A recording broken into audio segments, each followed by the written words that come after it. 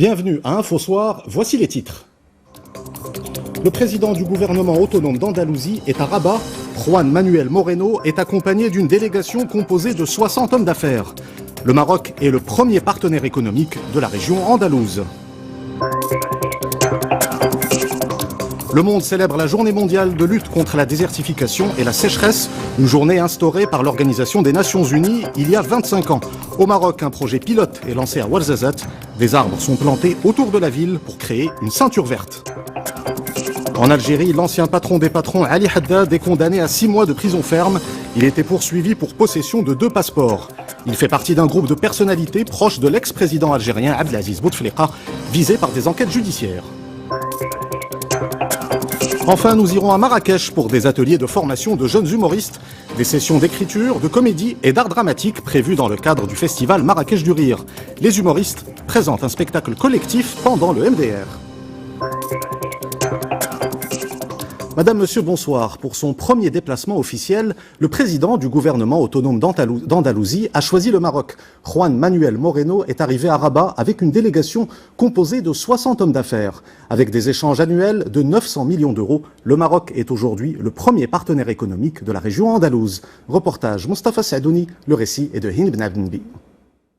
C'est le premier déplacement à l'étranger du président du gouvernement autonome d'Andalousie, la preuve des liens importants qui existent entre cette région du sud de l'Espagne et le Maroc, qui est un allié de référence selon Juan Manuel Moreno, qui a rencontré aujourd'hui à Rabat le chef du gouvernement Saad Eddine Lajmani, l'occasion de mettre en exergue la qualité des relations économiques qui existent entre le royaume et la région espagnole, puisque le Maroc est le premier partenaire économique de l'Andalousie. Ce voyage a également pour objectif d'approfondir et amplifier cette coopération avec ce grand pays. Nous voulons également contribuer au renforcement des relations bilatérales entre le Royaume d'Espagne et le Royaume du Maroc, qui est non seulement un pays voisin, mais également un pays ami et un partenaire stratégique. Le Maroc est également la deuxième destination des exportations andalouses. Une importante délégation composée de 60 hommes d'affaires à la tête des fleurons de l'économie de cette région accompagne le président du gouvernement andalou durant son déplacement à Rabat. Objectif, voir se développer des entreprises mixtes maroco-andalouses qui soient en mesure de mener des projets conjoints de grande envergure. Le ministère des Affaires étrangères et de la coopération internationale met en place des mesures d'accompagnement pour faciliter le déplacement et le séjour des supporters marocains qui se rendront en Égypte pour soutenir les Lions de l'Atlas. Dans un communiqué, le ministère indique avoir renforcé en ressources humaines l'ambassade du Royaume du Maroc en Égypte qui accueille la Coupe d'Afrique des Nations de football du 21 juin au 19 juillet. Un guide d'information a été élaboré. Le guide est disponible sur le site consulat.ma. Des cellules de veille sont également disponibles via plusieurs numéros de téléphone. Le monde célèbre la journée mondiale de lutte contre la désertification et la sécheresse, une journée instaurée par l'Organisation des Nations Unies il y a 25 ans pour lancer une action collective contre la dégradation des terres arides. Au Maroc, un projet pilote est lancé à Ouarzazate pour lutter contre les effets de la désertification. Des arbres sont plantés autour de la ville pour créer une ceinture verte. Le projet, en cours de finalisation, sera fin prêt en 2020. C'est un reportage de Nzhab Azizi et Lassine Belalim. Le récit est de Samia Harissi. La ceinture verte de Ouarzazate, un projet conçu pour protéger la ville des vents forts et des nuages de poussière, mais aussi pour répondre aux besoins en espace vert. Des plantations d'arbres ont été érigées en périphérie de la ville, irriguées par un système de goutte à goutte. Le projet table sur 535 hectares d'espace vert. Pour l'instant, concrètement, nous avons planté 402 hectares d'arbres. La surface restante est en cours de réalisation. Nous avons préparé la terre pour la plantation. Le projet sera finalisé en 2020.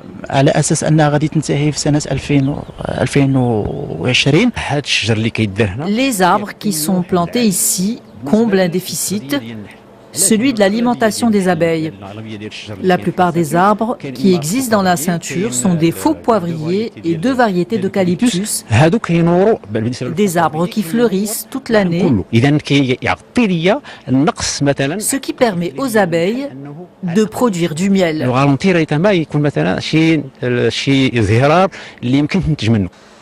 Des espaces irrigués grâce au traitement des eaux usées qui étaient auparavant rejetées dans un barrage. Et pour pomper l'eau vers les surfaces de reboisement, on utilise l'énergie solaire.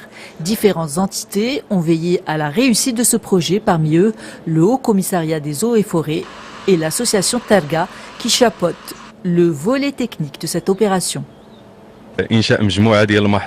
Nous avons réalisé plusieurs stations qui renferment différents équipements qui nous permettent de pomper les eaux usées à partir de la station d'épuration de Ouarzazate en utilisant l'énergie solaire. Ensuite, nous traitons l'eau pour qu'elle puisse être utilisable pour l'irrigation. Un espace vert urbain qui permettra aux habitants de Ouarzazate de disposer d'un véritable poumon vert. Le projet a été initié dans le cadre de la protection de l'environnement et du reboisement pour lutter contre la désertification. Un projet dont le coût est estimé à environ 60 millions de dirhams et dont l'état d'avancement est actuellement de près de 75%. Et face à l'urgence climatique mondiale, les énergies alternatives sont privilégiées, notamment pour préserver la qualité de l'air. Dans le cadre de la stratégie nationale pour le développement durable, des voitures électriques seront mises en service par l'administration. Un projet présenté ce matin à Rabat lors d'une rencontre nationale sur la pollution de l'air. C'est un reportage de Nadia Ouhta et Mouloudi Zindine. Le récit est de Rizlan Taibi. Cette voiture n'émet ni oxyde d'azote, ni dioxyde de carbone, ni benzène. Des particules très nocives pour la santé et l'atmosphère issues de la combustion du carburant. Car ce véhicule roule uniquement grâce à l'électricité. Le temps de rechargement peut aller d'une demi-heure à 1h30 et peut parfois se limiter à 30 minutes. L'énergie de rechargement est de 22 kWh. La démocratisation de ce genre de véhicule peut contribuer à diminuer le coût faramineux de la pollution de l'air qui atteint près de 10 milliards de dirhams par an. C'est l'un des objectifs du département de tutelle. L'utilisation des véhicules électriques s'accompagne d'un cortège d'autres décisions qui visent à introduire le Maroc dans l'économie verte. La qualité de l'air fait l'objet d'un suivi par des laboratoires et des commissions régionales. Des programmes ont été initiés pour lutter contre la pollution de l'air. Le Royaume s'est engagé à réduire de 17% ses émissions de gaz à effet de serre d'ici 10 ans. L'efficacité énergétique dans tous les secteurs économiques permettra au Maroc d'économiser 20% de sa consommation énergétique en 2030. Le Maroc a l'honneur au Salon de la chasse dans la région du Loir-et-Cher, dans le centre de la France. L'événement célèbre la ruralité et accueille chaque année plus de 80 000 visiteurs. Pour cette première participation, le pavillon marocain présente les zones de chasse, mais aussi l'artisanat et les produits du terroir. Rizlan Taibi. 560 exposants de nombreux pays ont installé leur stand dans le parc équestre fédéral de la Motte-Beuvron. Dans les allées interminables des 450 hectares de ce salon, on trouve le pavillon du Maroc qui s'étend sur 3000 mètres carrés. Tout l'art cinégétique national ancestral y est représenté. Le Maroc a une longue tradition de développement économique, agricole, de terroir. Et ici, nous sommes dans le grand salon, le grand game fair, la grande foire de la chasse, de la ruralité. Et la place du Maroc comme invité d'honneur, elle était évidente et elle est là. 2000 touristes chaque année viennent au Maroc pour pratiquer la chasse. Être présent ici est une occasion pour nous pour faire connaître nos atouts. En quelques années, le nombre de chasseurs au Maroc est passé à 80 000 et celui des associations de chasseurs à près de 2000. Le tourisme cinégétique est une activité importante qui peut attirer de nombreux amateurs de ce sport pendant certaines périodes de l'année. Ils chassent, ma fille chasse, mon fils chasse et évidemment le Maroc c'est pas loin. Et donc, c'est pas plus loin que d'aller chasser dans un autre pays européen. Je sais pas, je vais citer l'Écosse, par exemple. Les visiteurs du pavillon marocain ont également eu droit à des spectacles d'art populaire, de la fauconnerie et des ateliers de gastronomie. L'ancien président égyptien Mohamed Morsi est mort. Il est décédé suite à un malaise pendant une comparution au tribunal. Mohamed Morsi avait 67 ans. Il était devenu président de l'Égypte en 2012. Plus de développement avec Hind Ben Abdenbi. L'annonce a été faite par la télévision égyptienne. C'est en plein milieu d'une audition au tribunal du Caire que Mohamed Morsi s'est effondré. Après avoir parlé devant le juge pendant une vingtaine de minutes, il s'est animé puis s'est soudainement évanoui. L'ancien président égyptien a tout de suite été emmené à l'hôpital où il est décédé. Mohamed Morsi, issu du parti des frères musulmans, avait été élu en 2012 après les manifestations qui avaient provoqué le départ de Hosni Moubarak dans le cadre du printemps arabe. Il était en détention depuis juillet 2013, date de sa destitution. Il a alors été condamné à un total de 45 ans de prison dans 2 affaires, incitation à la violence contre des manifestants et espionnage. Il était par ailleurs jugé dans 2 autres procès après l'annulation de 2 verdicts prononcés contre lui, une condamnation à mort et une réclusion à perpétuité. Direction l'Algérie, où l'ancien patron des patrons, Ali Haddad, est condamné à 6 mois de prison ferme. Il était poursuivi pour possession de 2 passeports. Ali Haddad est à la tête du plus grand groupe privé algérien dans le secteur du bâtiment et des travaux publics. Il fait partie d'un groupe de personnalités proches de l'ex-président algérien Abdelaziz Bouteflika et visé par des enquêtes judiciaires. Les développements avec Mamadou Diaye. Ali Haddad, ou le premier condamné d'une machine judiciaire enclenchée depuis le départ d'Abdelaziz Bouteflika. L'ancien patron des patrons algériens écope d'une peine d'emprisonnement de 6 mois pour détention de 2 passeports en cours de validité, un délit puni par la loi algérienne. Au même moment, devant la Cour suprême, d'autres anciens hauts responsables attendent d'être fixés sur leur sort, dont l'ex-premier ministre Ahmed Ouyahia. C'est le cas également de 2 ex-ministres de Bouteflika, soupçonnés de dilapidation de deniers publics, abus de fonction et octroi indu de privilèges. Arrestation, placement sous contrôle judiciaire et comparutions se multiplient. Une douzaine d'anciens responsables risquent la prison. Alors, à qui le tour? C'est l'interrogation agitée par les observateurs, lesquels craignent une manœuvre politique au fin de calmer la contestation populaire, de plus en plus vive. En Libye, le chef du gouvernement d'Union nationale, Faiz al-Sarraj, lance une initiative politique pour mettre fin au conflit interlibyen. Le plan prévoit la tenue d'élections présidentielles et législatives avant la fin de l'année. La Libye vit au rythme des combats autour de Tripoli. Les affrontements opposent les forces du gouvernement d'Union nationale aux troupes du maréchal Khalifa Haftar. Venues de l'Est, les troupes pro-Haftar tentent de s'emparer de la capitale libyenne. Et au Soudan, la tension reste vive. Le mouvement de contestation appelle à de nouvelles manifestations. Les protestataires réclament un transfert du pouvoir à une autorité civile. Quant à l'ex-président Omar al-Bashir, il a été déféré devant le parquet. Il est poursuivi pour une affaire de corruption. C'est sa première apparition publique depuis sa destitution par l'armée en avril dernier. Retour au Maroc avec les Adoul qui réclament une réforme de la loi régissant leur profession. Ces auxiliaires de justice se sont retrouvés à Fès pour une rencontre nationale autour du métier de Adoul. Leur syndicat national a présenté les contraintes vécues par les Adoul dans l'exercice de leurs fonctions. Reportage Sarah Jabri et Al-Dil Hamini. Intégrer le notariat des Adoul dans un code global tout en réhabilitant ce métier pour accompagner les progrès que connaît le royaume. Telle a été la principale revendication des Adoul marocains ayant pris part à la rencontre organisée à Meknès par leur syndicat national.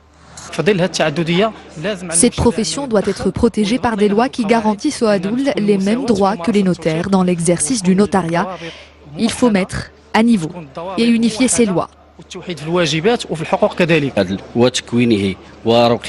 La réforme de la loi régissant la profession est avant tout au service du citoyen marocain. Et pour ce faire, la loi 1603 doit être revue et corrigée. Une réforme qui, selon le syndicat national des Adoul, s'impose plus que jamais au lendemain de l'ouverture de la profession aux femmes marocaines. Nous demandons à ce que le ministère de la Justice prenne en compte toutes nos propositions, surtout que nous venons d'entamer une nouvelle étape après que Sa Majesté le roi Mohamed VI ait autorisé les femmes à exercer cette profession. À l'issue de cette rencontre, le syndicat national des Adoul a également revendiqué l'accélération du rythme de la réalisation du document adoulaire et la remise des certificats, ainsi que le non-recours au juge notaire. Tout autre chose à présent avec l'utilisation de l'art comme thérapie. C'est la méthode utilisée au centre médico-psychosocial de Haïm El Rachid à Casablanca. L'art-thérapie permet de soigner les troubles psychologiques des patients. Reportage Souad Zaïtraoui et Sami Harissi. De la musique pour adoucir les mœurs, c'est la méthode qu'a adoptée le centre médico-psychosocial de Moulay Rachid, une thérapie par l'art centrée sur la personne dont profitent nombre de patients chaque jour. Parmi eux, Omar, souffrant de troubles psychologiques et de difficultés à s'adapter à la société. Mon état a beaucoup évolué, je suis plus calme et plus serein, j'arrive à socialiser plus facilement.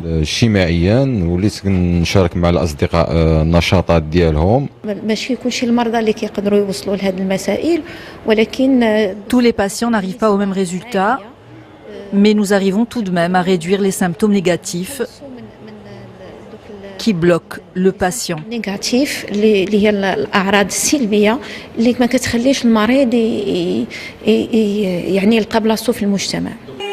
Invité à se produire devant un parterre de professionnels de la santé psychiatrique lors de cette première édition du colloque national de la psychothérapie centrée sur l'humain, les patients du centre Moulay Rachid ont pu représenter les avancées personnelles qu'ils ont pu réaliser grâce à l'art-thérapie. Une approche également défendue par l'Institut marocain de psychothérapie relationnelle. Au-delà de sa fonction de formation, l'Institut prodigue quelques 2000 séances de psychothérapie annuellement. On fait de la psychothérapie, oui c'est important, oui ça fait du bien, mais essentiellement pour pouvoir donner l'accès à la psychothérapie pour des personnes démunies. Ça permet de démocratiser l'accès pour les usagers des hôpitaux publics et des centres de santé. Nous sommes de retour au centre Moulay Rachid où les patients ont repris le cours de leurs activités journalières. Au total, on ne compte que 10 centres psychiatriques au niveau national. D'après le ministère de la Santé, 40% des Marocains souffriraient de troubles psychologiques et 25% de dépression. La santé mentale est bien souvent oubliée. Nous ouvrons la page culturelle de cette édition à Marrakech avec des ateliers de formation pour les jeunes humoristes, des sessions d'écriture, de comédie et d'art dramatique prévues dans le cadre du festival Marrakech du Rire. Et après la formation, les humoristes présentent un spectacle collectif pendant le MDR. Les ateliers sont dirigés par le metteur en scène Oscar Sisto, un fidèle du Marrakech du Rire. Reportage Isa Shrqi et Younes Sabah. Moment fort du Marrakech du Rire, les masterclass mettent chaque année en avant les talents humoristes marocains de demain. Dirigé par le célèbre metteur en scène Oscar Sisto, cet atelier propose un travail approfondi sur l'écriture et l'interprétation des sketchs en français et en arabe présentés lors du festival. Créer un atelier de travail pour apprendre aux acteurs la technique de l'acteur, la parole, le corps et la musique. Je me suis imposé le fait qu'il y ait 50% d'Arija en arabe et 50% en français. Les Français qui viennent, ils écoutent, ils font le rapprochement. Parfois on dit un mot et tout à coup on comprend un petit peu le sens de la phrase.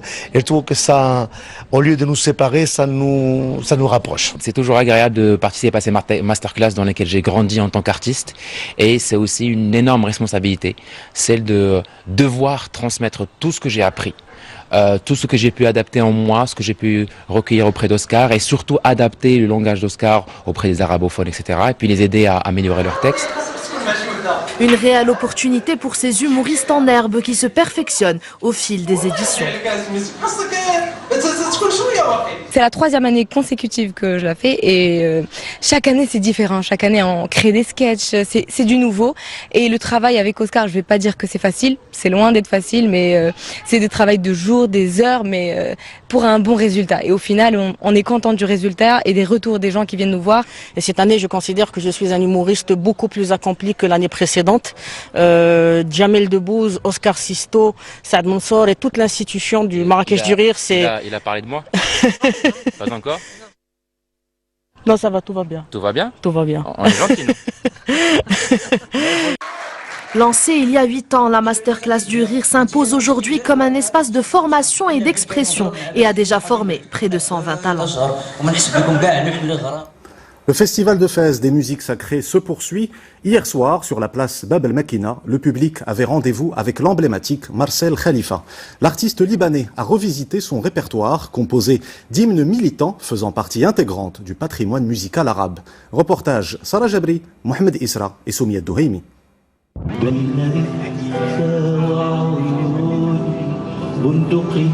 Armé de son inséparable lutte, il chante l'amour et la paix. Marcel Khalifa, un habitué du Maroc, hier soir sur la scène de la place Bab el Makina, il n'a pas caché sa joie de retrouver son large public marocain.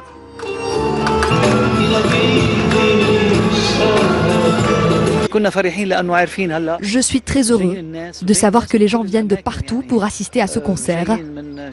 Cela ne peut que me réjouir.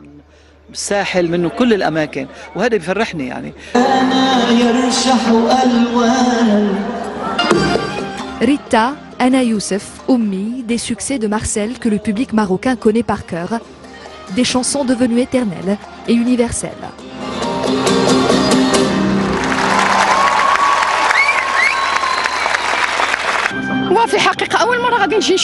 C'est la première fois que je le vois sur scène. C'est un rêve devenu réalité.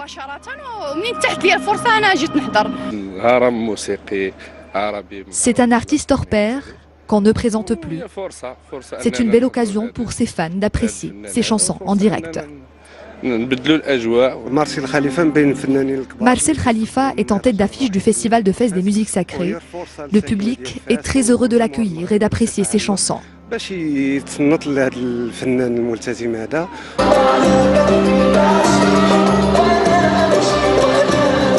Militant de la première heure, Marcel Khalifa montre un dévouement infaillible aux causes arabes, notamment la cause palestinienne qui occupe l'essentiel de ses chansons. 80 000 € pour une aquarelle, un dessin réalisé à l'âge de 17 ans par Paul Gauguin. La vente aux enchères a eu lieu en France, au château d'Artigny, à Montbazon. Représentant un chalet au bord d'une étendue d'eau, cette aquarelle est le premier dessin connu du peintre français. Il est signé Gauguin P et daté de 1860. Avant de nous quitter, je vous rappelle l'une des principales informations de cette édition.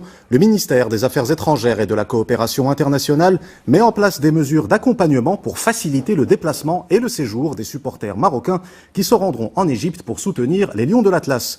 Dans un communiqué, le ministère indique avoir renforcé en ressources humaines l'ambassade du Royaume du Maroc en Égypte qui accueille la Coupe d'Afrique des Nations de football du 21 juin au 19 juillet. Un guide d'information a été élaboré. Le guide est disponible sur le site consulat.ma. Des cellules de veille sont également disponibles via plusieurs numéros de téléphone. C'est la fin de cette édition. Vous retrouvez tout à l'heure Sana Rahimi pour Al Masaïa. Quant à moi, je vous dis à demain. Excellente soirée sur 2M.